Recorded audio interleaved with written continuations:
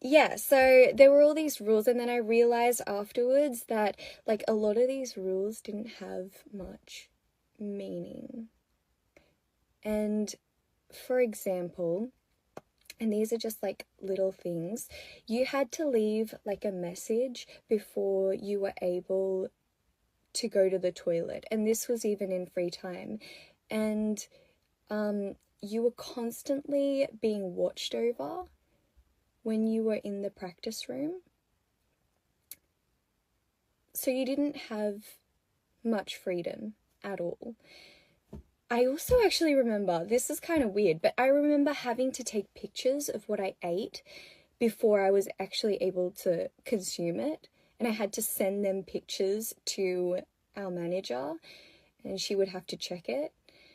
Anyway, there were lots of like little things. And the reason that we had to follow all these rules, this is how I felt. The reason that we had to follow all these rules was because otherwise we felt like we weren't going to be able to fulfill it. We weren't going to be able to debut.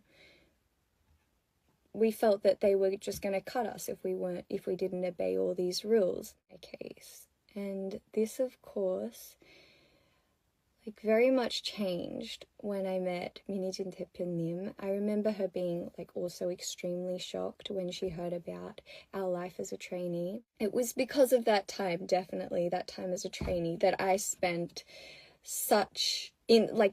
that time that I spent in such a confined environment, that I slowly grew ignorant of my emotions.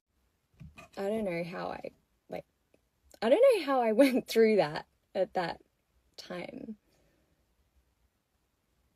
It just, like, looking back now, I could never go through that again, because now I know how much that changed me.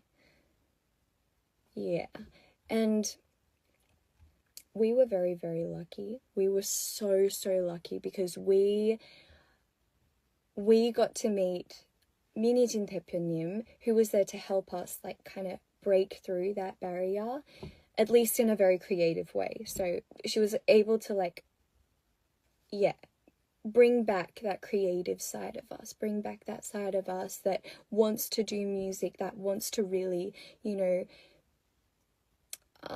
build a relationship with musician, where they are non-stop being compared and non-stop being worries me.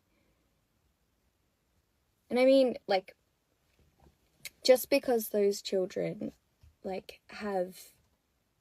What I want to say is, just because those trainees, those children have a dream to one day, like, perform on stage and to be a performer, they shouldn't be treated like dolls. They shouldn't be treated like dolls.